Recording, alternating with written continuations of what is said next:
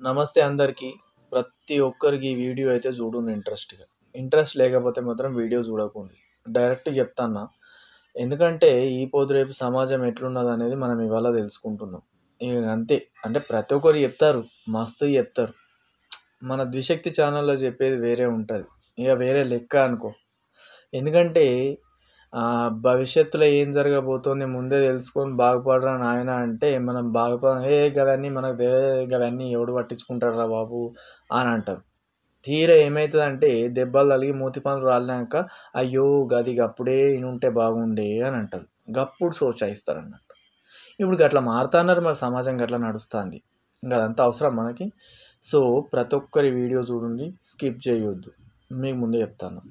ఎందుకంటే ఈ పొద్దు రేపు ఒక అమ్మాయి లైవ్ స్ట్రీమ్ చేస్తుంది. ఒక అమ్మాయి వీడియో పెట్టిందంటే మొత్తం మంది చూస్తారు. అబ్బాయిలు పెట్టే వీడియోలు 5 మంది, 10 మంది కంటే ఎక్కువ చూత్తలేరు.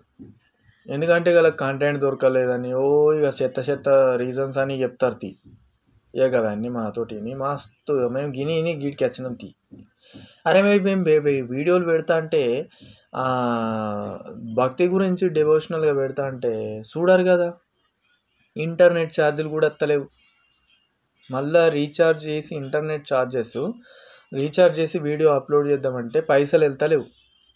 అయినా గానీ ఎందుకు మనం వీడియో పెడుతున్నా? మీ గురించే కదా! భవిష్యత్తులో ఏం జరగబోతుందో తెలుసుకోనీకే కదా! అరే తెలుసుకొని బాగుపడ్డోళ్ళు మస్తు మందున్నారు భయ్. అందరూ కొంచెం మారండి. మీకు తెలిసినోళ్ళని బాగుపరచుండ్రి. అరే ఆడు పక్కనోడు అప్పులల్లో ఉంటే నాకెందుకు అని వదిలేయండ్రి. అరే పైసల కోసం కాదు, పైసలు తీసుకోను. ఫ్రీగానే చెప్తా.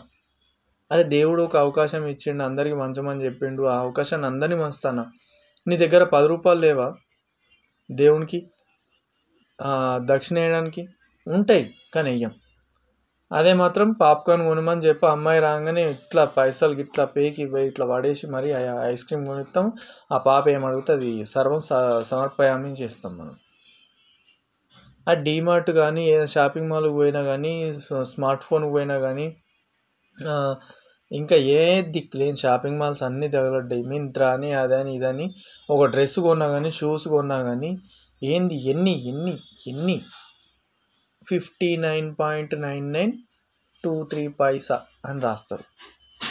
599.57 పైసా అని రాస్తారు. పైసా ఏమైతుంది? పైసల రేంజ్ పెరుగుతుంది. రూపాయి విలువ ఆ రేంజ్ పెరిగిపోతుంది. ఆ లాభపడేది కంపెనీడు లాభపడతాడు. నువ్వేమో బొక్క పెట్టుకుంటాను. దానికి అది గ్రాండ్ టోటలు 59.47 పైసా అని వేసిండనుకో, వాడు హాఫ్ పైసాని రూపాయి క్యాలిక్యులేషన్ చేసి రూ. 600 తీసుకుంటాడు. అంతేనే కదా ముచ్చట.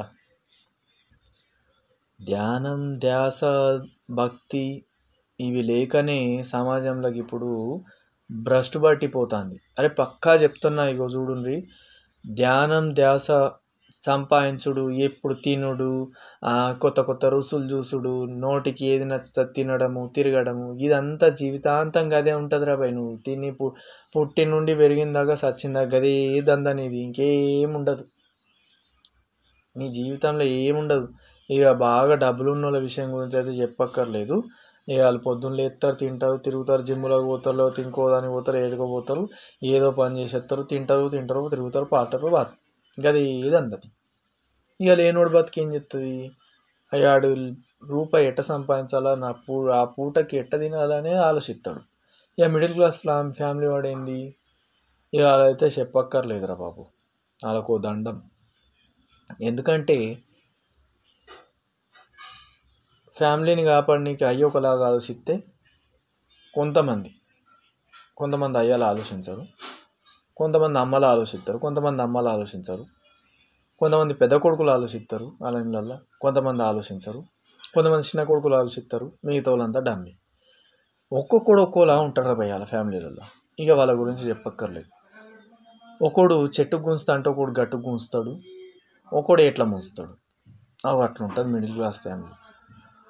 ఇక పూటకు లేకున్నా కానీ సర్దుకొని తిని ఇల్లు చక్కబెట్టుకునేటోళ్ళు అయితే పేదరికంలో మస్తు ప్రశాంతంగా ఉంటారు. ఇక పైసలు ఉన్నోడు సంగతి చెప్పక్కర్లేదు. వాడు పైసలు ఎప్పుడు ఎట్లా నాశనం అయిపోతాయి, వాటిని ఎట్లా కాపాడుకోవాలి, వాడి ధ్యాస తిన్న నుంచి పుట్టి నుంచి పెరిగిన దాకా అదే ధ్యాస. మరి ఇట్లాంటి బాధలన్నీ పడే బదులు పుట్టింది ఎందుకు, మనం ఏం చేస్తున్నాం, ఎందుకు పుట్టినాం, ఇవన్నీ తెలుసుకుంటే బాగుపడతారు కదా. సో మరి ఇట్లాంటి వాటిపైన ధ్యాస పెట్టాలి మనం. సో మన ఛానల్లో ఎందుకు పుట్టినాం, భవిష్యత్తులో ఏమవుతుంది అనేది ప్రతి ఒక్కరు తెలుసుకోవాలి.